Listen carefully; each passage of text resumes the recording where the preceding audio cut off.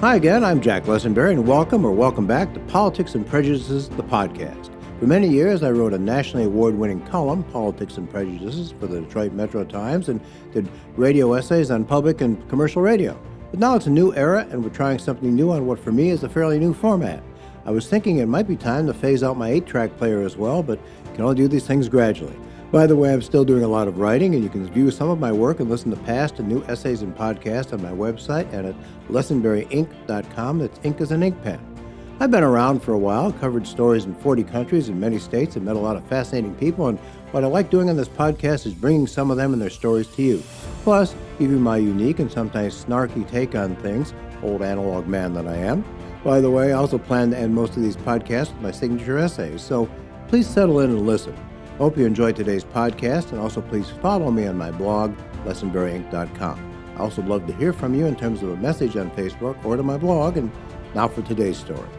Hard to believe now, but when we baby boomers were young, even when I started college, China was of little importance to the world economy and had no relationship whatsoever with the United States. It was a closed society ruled by Maoist fanatics and what they called the Great Proletarian Cultural Revolution. But today, it's the world's second greatest economic superpower. General Motors sells nearly half of all its vehicles in China, and they're essential to our economy.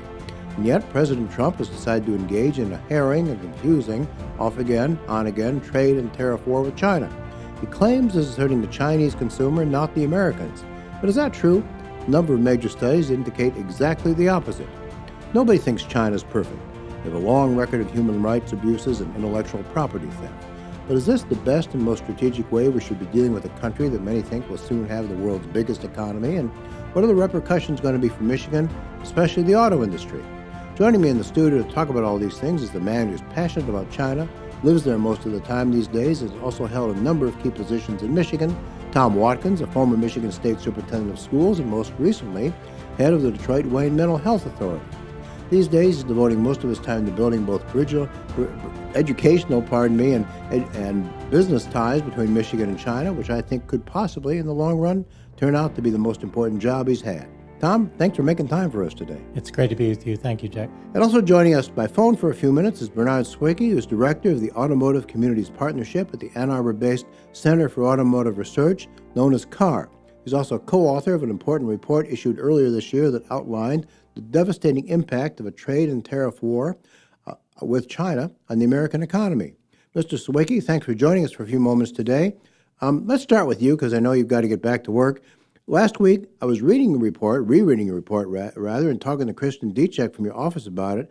Apparently, you folks found that these tariffs will have a devastating impact on the automotive industry and the price of cars and on jobs in this country. Is that correct? Yes, absolutely. And, it's interesting, as an automotive analyst, trade is that one issue where you don't really want to just look at an apples-to-apples comparison.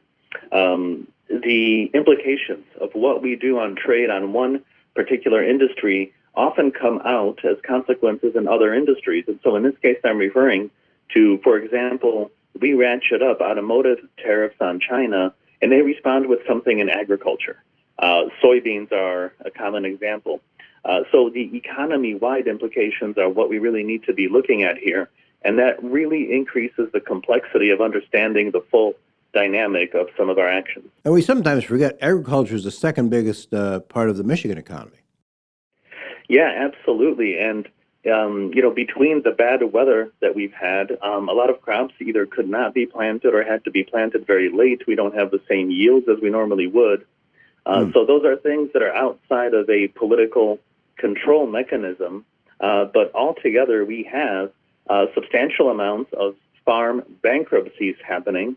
And, given that this is all happening in a robust economy, it's actually quite unfortunate because it appears to have been quite avoidable. Well, Tom, jump in here if you have something to contribute. But do I remember correctly, didn't China back off imposing new tariffs on soybeans last week?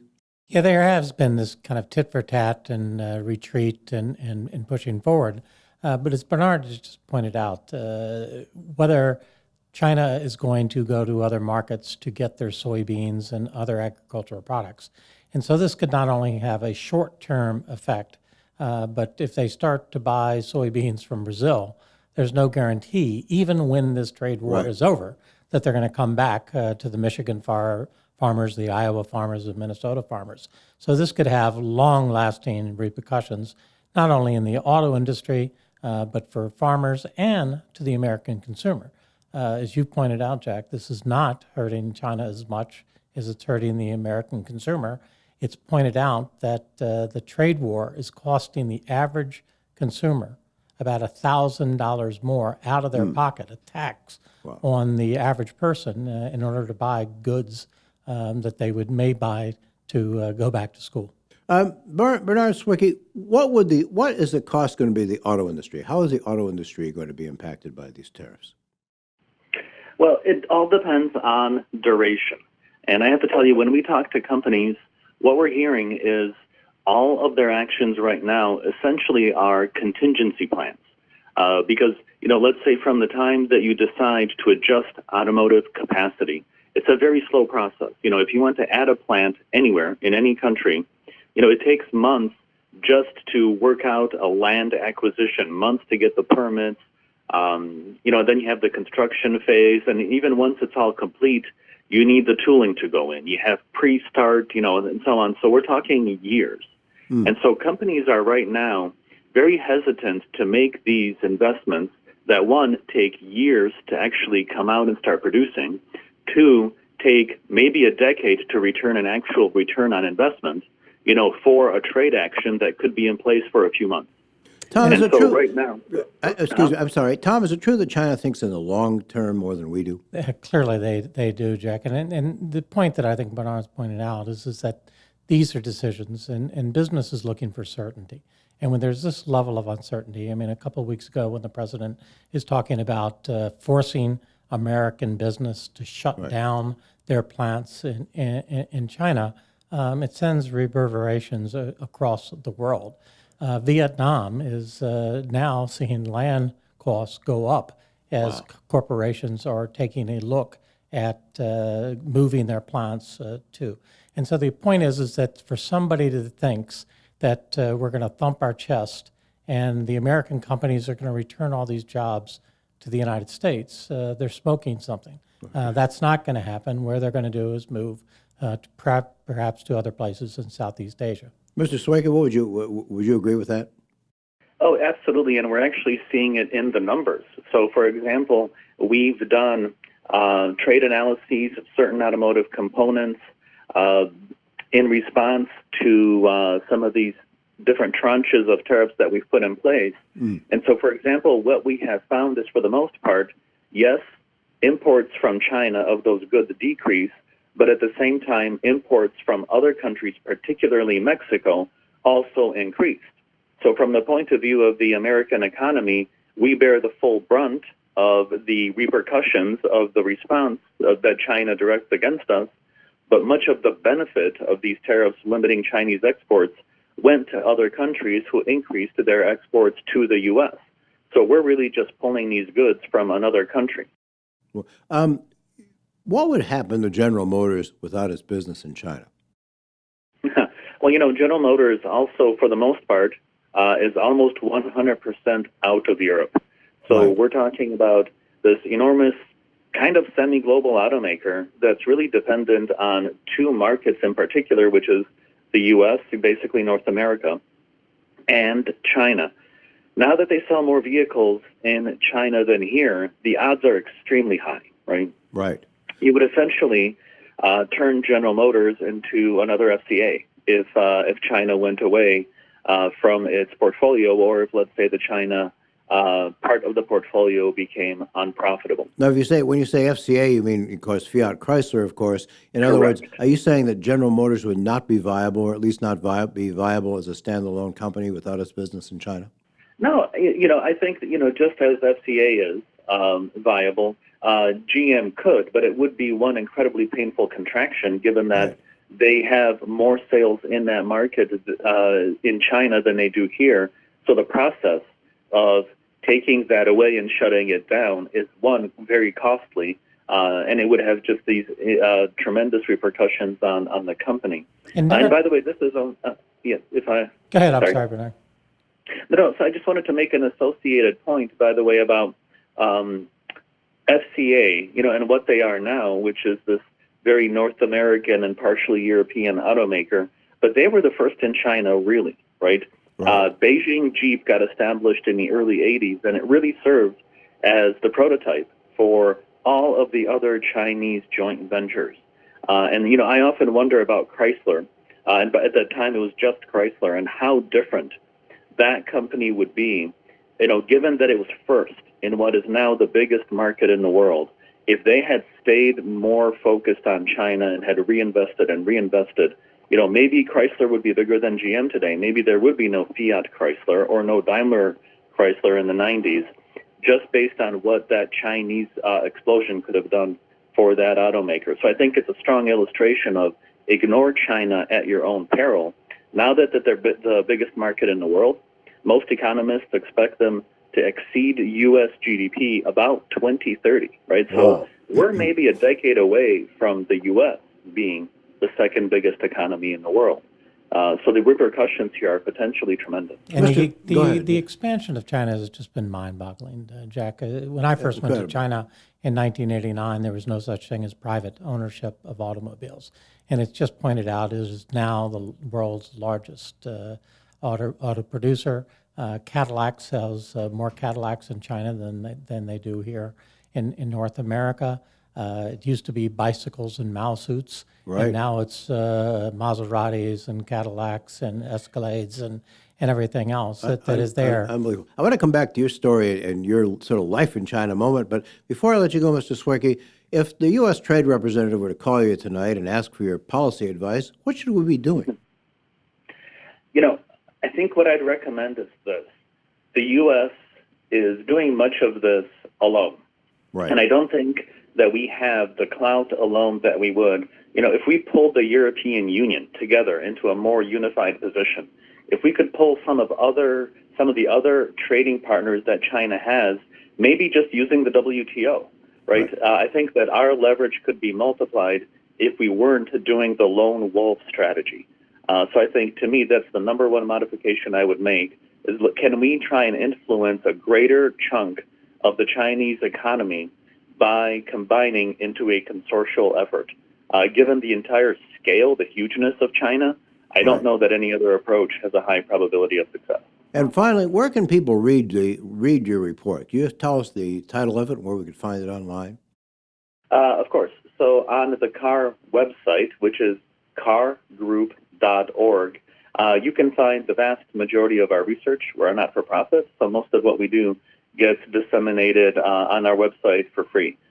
So that report and many other updates can be found right there. Any last words, Bernard Swiecki, that people ought to keep in mind? No. I think to me, the huge discussion right now really should be about lone wolf versus how much of a consortium we can get. And I don't think that gets enough play. So I think if we could sort of plant that seed of maybe we can modify strategy in that direction, I think that would be kind of a good positive takeaway for the discussion. You're telling me it's not 1969 or even 1979. It's a new world.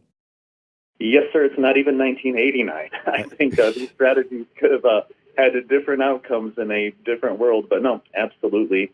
Different times, and we just need different strategies. Amen. Bernard Swiecki, thanks so much. You've been great. Have a great day. Pleasure. Take care. Thank you very much. Speaking of 1989, Tom Watkins, you're about the only person I know who actually was in Tiananmen Square in 1989. That, of course, was the year of the violent crackdown against the dissenters. But tell us just briefly about how you fell in love with China and sort of your story. I grew up right outside of Washington, D.C., our nation's capital, and I remember at that time, back in the early 60s, before we even had relations with China. I mean, China relationship with America at that time is similar to our relationship with North Korea today. And I remember... Actually, it was worse. It probably was, you're right. The president would never go talk to Mao Zedong. It was the big white space on the map. Absolutely. And yet there was a fascination with it. And I remember a teacher in fourth grade talking about it and talking about the red China. Right. And That's how it's called, red China. And, you know, if anything, the pictures I saw, they look yellow, not red. And so I was curious about why this kind of derogatory response. And they also said that the teacher at the time talked about communism. And I what is communism? A little 10-year-old boy would ask. And they said, well, that's when they believe everybody's equal. And I said, well, what's wrong with that? Then You subversive you. Yeah, exactly.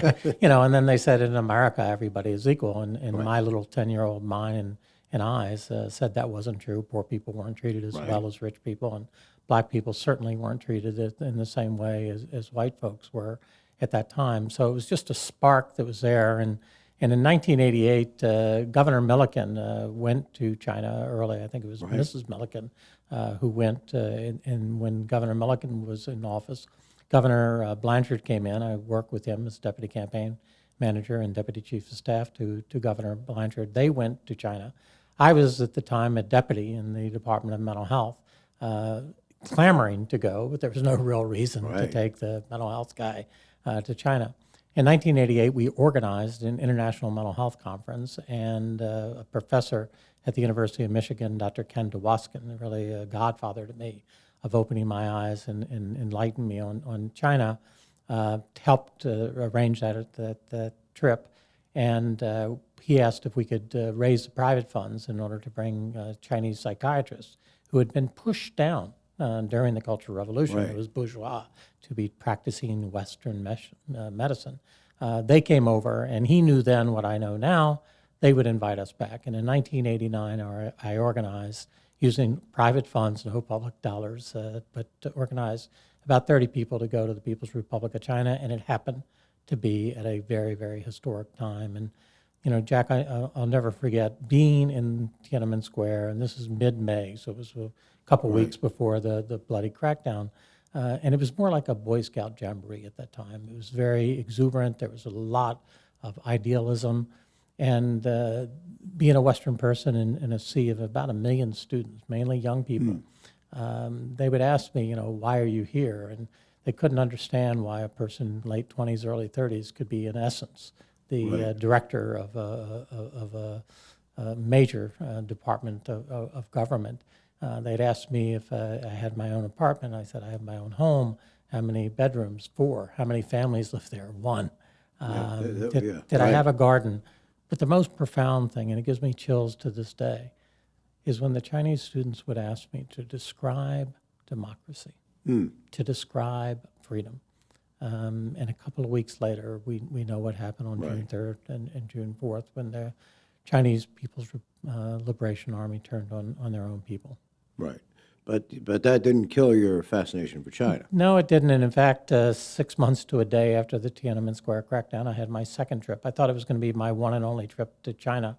Now it's dozens of trips that I've taken and working to build cultural, educational, and cultural ties with China. My belief is very strong that, as you pointed out in your intro, there are real issues, and the president and Democrats are coming together and saying we need to address some of the issues around theft of intellectual property and some of the unfair trade practices. Those are real. And as our previous guest was talking about, how you go about that is really the question, not addressing those concerns. I think the cliche is you need a scalpel, not a meat axe. That would be very appropriate, I think, in this. I'm very curious because you are involved. You're a partial director of an international school.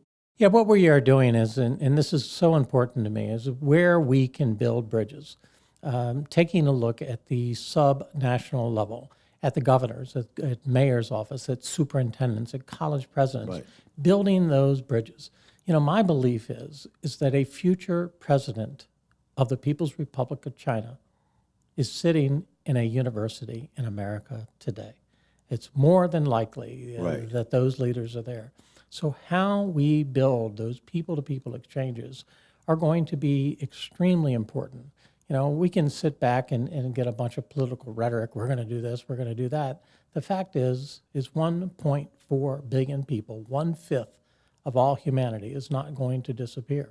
They are not going to change their system of governance because of what a mayor, a superintendent, a governor, and for that matter, the president of this country says that they should do. And they're not going to go back to wearing Mao suits and riding bicycles. No, they're not. I mean, it's 1.4 billion people, and in some ways, I mean, people talk about them as a communist country, which they are, and a very authoritarian one. But they're more capitalistic in a number of ways than we are. I think authoritarian might be a more appropriate word than communist. I think clearly, because it's a market economy. Deng Xiaoping, the leader that followed Mao Zedong, had a great comment when someone asked him, how can you all this market and this capitalism against communism and socialism? And his response is, I don't care if the cat is white or the cat is black, as long as the cat can catch the mice.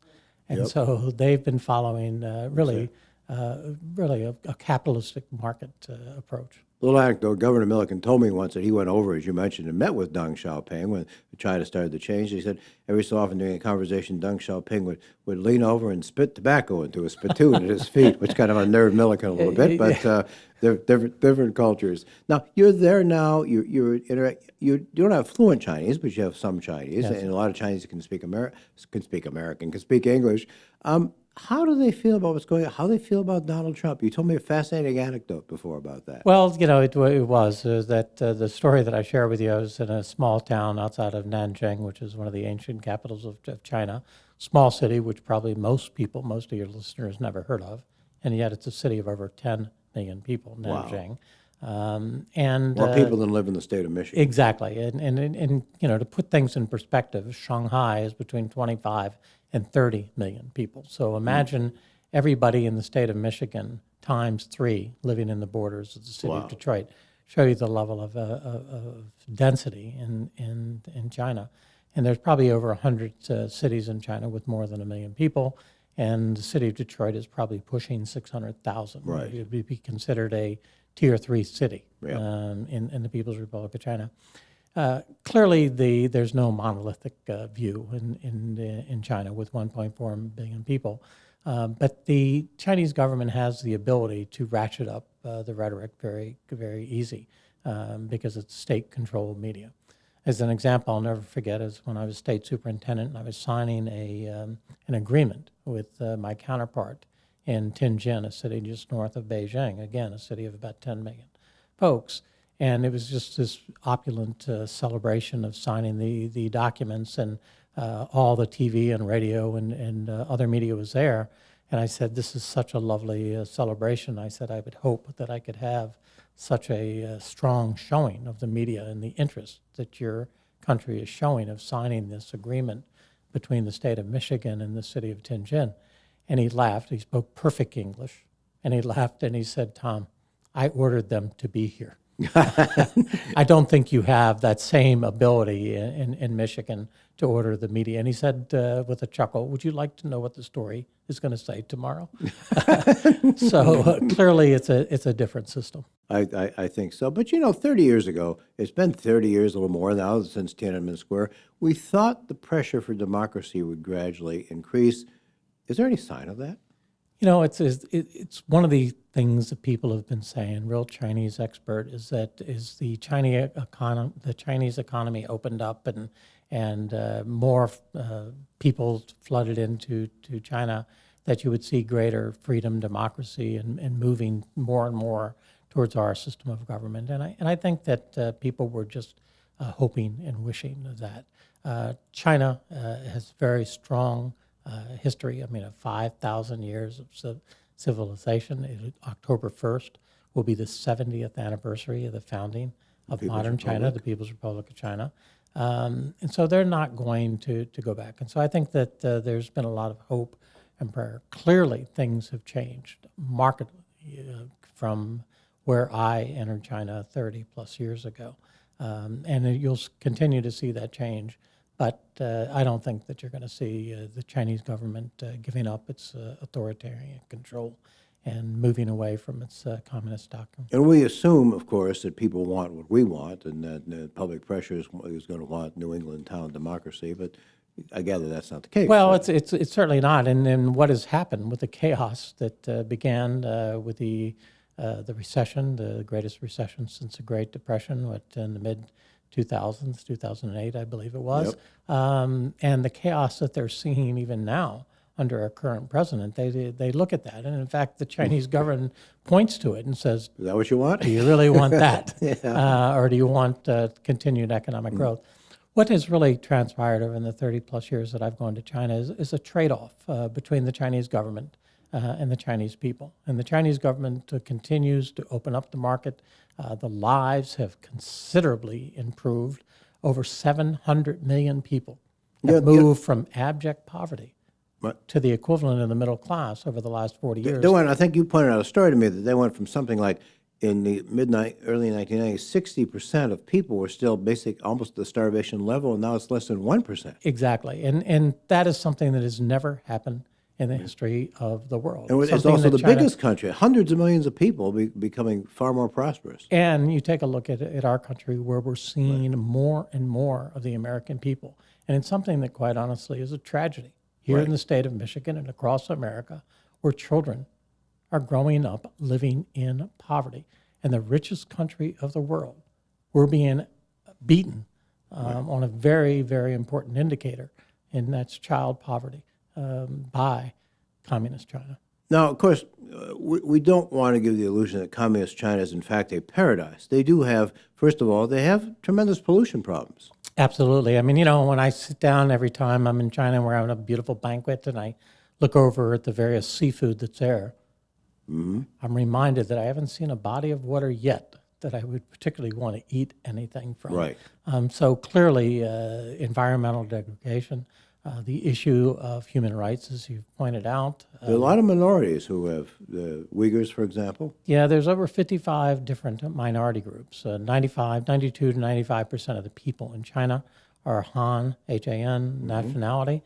But there are other groups, Uyghurs, which are Muslim Chinese and look more Turkish, looking in terms of their features. And 5% of 1.4 billion people is a lot of people. Is a lot of people. A lot of people that in China, there are other minority groups. And this is a group, and I think the world has gotten moral laryngitis as China has gotten stronger economically. Because today in China, the Uyghurs are being persecuted. They're spelled, I think, U-I-G-H-U-R. Yeah, and then there's, I love the city in northwest China, in Xinjiang province.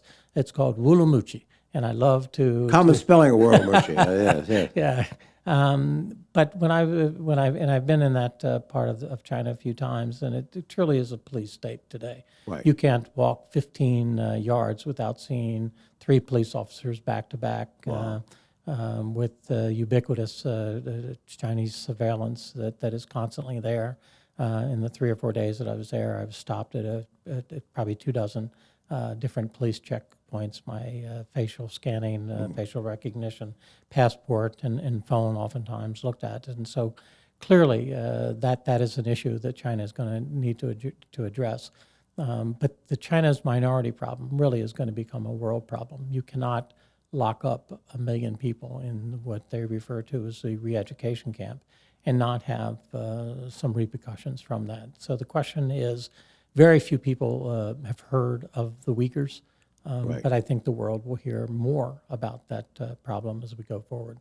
How do Chinese people regard Americans these days? I think for the most part, the Chinese people are very close to the American people. We share a lot, I think, in common about what we want for our families.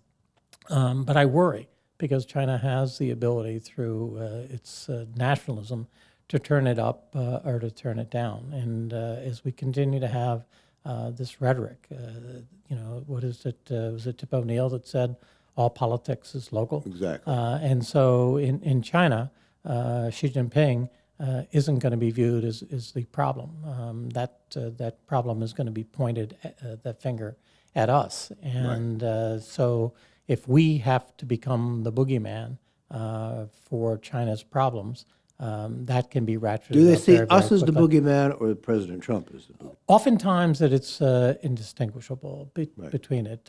I watched it when there was a problem between China and Japan where Japanese cars were being damaged by Chinese citizens. And and it can go very quickly. I mean, for instance, the troubles we've had with Huawei, which is their Apple computer and phones, that all of a sudden a number of Chinese were getting rid of their Apple phone and showing their nationalistic pride by getting rid of the Apple and buying a Huawei. Wow. And so it can have economic repercussions very, very quickly. One other thing is that years ago we thought in terms of conflict between China, People's Republic of China, and Taiwan, who used to be our client state, and we sort of dumped them. Is anything going to happen there? Are they content to sort of coexist unhappily? Well, it's very interesting right now because what is happening in Hong Kong, I think we're going on, I think it's the fourth month of protest there, that the protest started off about an extradition bill that would make it easier for the Chinese government to extradite Just to people. refresh our memory, Hong Kong, of course, was a British protectorate for many years. It then reverted back to China about 1997. 1997. And it was a 50-year contract where it would be one country, two systems. Right. And so we're into that, but the Hong Kong people are seeing that those freedoms that were supposed to be protected under this agreement to phase in. And as you pointed out before, the Chinese tend to have a longer view of the world that we in the West do. But they've begun to react to that. And so what started off as a protest over a bill to extradite people that were wanted for some criminal activity, and they've even backed off on that, now has expanded, and it's gone into the third or fourth month. And there's a lot of worry that how that situation is handled in Hong Kong could spill over into Taiwan. And so they're really between a rock and a hard place as they try to accommodate the demands and try to get things back in order in Hong Kong, which is a major economic driver for that part of the world and certainly for China. It's a main profit center for China. You've got this tiny area of, I think it's about less than half the size of Oakland County with 7.5 million people, and it's one of the capitalist hubs of the world, right? Absolutely, and a beautiful place. I was just there a few weeks ago, and there's a lot of turmoil. In fact, it's hurting the Hong Kong economy because tourists are turning away and other people. And it's one of the major financial centers of the world with New York and London and certainly Hong Kong and Singapore. So it really could have some serious repercussions, not only on the short term and the long term, and what China does for Hong Kong. The Taiwanese are certainly going to be looking at that. Finally, what do you think our policy should be? What would be a rational policy of engaging China in a way that made sense for both countries? Well, I think that we do need to address the issues of fair trade. I think that we need to stand up for our values without kind of enforcing and pushing them on an independent country like China. I think that it would make more sense, as a prior guest said, to not go it alone. We should have engaged and involved our allies in this tussle, this trade war, if you will, with China. That would have made a lot more sense than what we are doing today.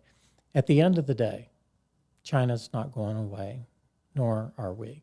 Right. China will continue to rise. I mean, for somehow or another to think that should come as a surprise is pretty naive, I think, on our part. There is no God-given right for us as Americans to remain number one. If you look back in history, China had the world's largest economy 17 out of the previous 21 centuries. Wow. And so that's going to be the issue, I think, that it's there. That it's just a reality going forward. They're going to continue to grow. The question in my mind is, how do we assure that China's rise doesn't come at our demise?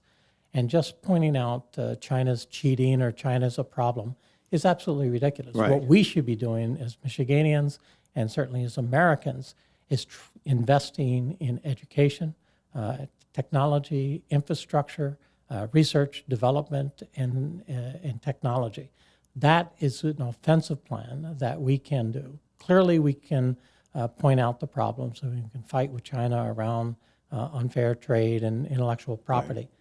But at the end of the day, when we invest in ourselves, that is really going to be the strategy that's going to keep us number one going forward. I think sometimes that we're still operating from a worldview shaped by the conditions when you and I were kids in the 50s and 60s. That at that point you had much of the industrial world was still devastated from World War II. You had the developing world, and then you had the immensely rich United States of America. It was only a matter of time before the rest of the world started catching up. And in fact, I sometimes kiddingly said we ought to send Mao Zedong a thank you letter. Because imagine if China would have got its act together in 1949. Exactly. And as opposed to having the Great Leap Forward where they were trying to... It was a great leap backwards. Yeah, it was a major leap backwards in the Cultural Revolution where basically the country became psychotic for a decade. It devastated their economy. Devastated their economy. If they would have had someone like Deng Xiaoping who moved to the market-based economy in the 50s, we wouldn't have gotten a 40 or 50-year head start after World War II. And so we ought to be very thankful they didn't get their act together any earlier. Well, we frittered away our big lead, and it's time to have a new strategy. Yeah, that's absolutely true. Tom Watkins, it's always the intellectual pleasure to talk to you. You headed back to China in October? I hope to go back. It's a continual passion of mine to build cultural, educational, and economic ties between Michigan, the United States, and China. It's the only strategy that makes sense going forward. Amen. Well, thanks for making this time for us today. I hope a lot of people are hearing you, paying attention to these issues, and I hope you'll keep me posted. I will certainly do that, Jack. Great. By the way, I want to thank everyone who donated to help fund the production costs of this podcast, including Lonnie Jordan, a superb longtime journalist and writer who's now living in Minnesota, Tricia Vance, a former Toledoan who's now retired editorial page editor in North Carolina. If you'd help to keep these podcasts going, if you'd like to help, rather, I'd be thrilled if you'd send a contribution to me via Zing Media Group, 186 North Main Street, Plymouth, 48170, or message me on Facebook or my blog for more details. Well, that's about it for now, except for my signature essay. Also, again, please check out my blog, lessenberryinc.com. It's ink as an ink pen. Click the button and subscribe. Now, listen to our next episode soon. Tell your friends, and feel free to send me a message. In the meantime, I'm off to fire up the Google on my electric typewriter and figure out our next podcast, which will be about something that will be actually critically important again in the 21st century. This is Jack Lessenberry with Politics and Prejudices. I'll see you again soon.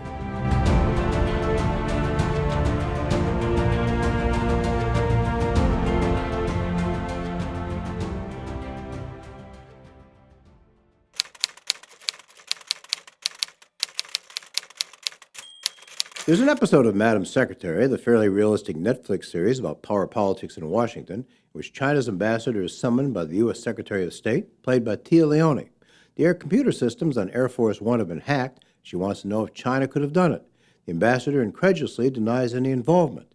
Madam Secretary says, in 2000, China owned only 6% of the U.S. foreign debt. Today, it's more than 20%. The ambassador goes on to explain that when his country decides to take over the United States, they won't do so by military means. They won't have to. They'll just assume control of their debtor. Now, the show is fiction, of course, but we do owe more than a fifth of our entire foreign debt to China, a little over 1.2 trillion, that's trillion with a T, dollars. And beyond that, our economies are more and more intertwined. General Motors now sells 43% of all the cars they make in China. That includes the vast majority of Buicks, which is a big reason why Buick survived as a brand when Pontiac and Oldsmobile did not. According to Kristen Diechek, the well-informed head of industry, labor, and economics at the Center for Automotive Research, the tariffs the president has imposed or has vowed to impose on China will cost 368,000 jobs. That's American jobs, many of them in Michigan, not Chinese jobs. The tariffs would also add $2,000 to the cost of a car built in this country, and nearly double that for an import. That doesn't feel much like winning, whatever the president says. It seems to me that we're going about this all wrong and playing a game of dangerous brinkmanship. That doesn't mean that China isn't a threat to our economic interest in some ways, or that we shouldn't be a hard and tough negotiator. But as Tom Watkins likes to say, China's rise doesn't have to come at our demise. There's an old and wrong-headed economic theory known as mercantilism that held, more or less, that for one country to do well, another has to do badly. That theory was discredited long ago, but incredibly, it seems that some people still believe it. The truth is that China has about 4 times as many people as we do and is the fastest-growing major economy in the world. We can't possibly ignore that, and if we try to do everything we can to hurt them, in the long run, we'll pay. That's just common sense. Watkins also likes to say that the China-U.S. relationship is the most important bilateral one in the world, that going forward, all major issues will intersect at the corner of Washington and Beijing. That's already becoming the case. We need to find a way to get along for our mutual benefit, Watkins says. I think we ignore that advice at our peril. Economically, not finding a way to live with China could even be fatal. I'm Jack Lessenberry. Thanks for listening. I hope you will be again soon.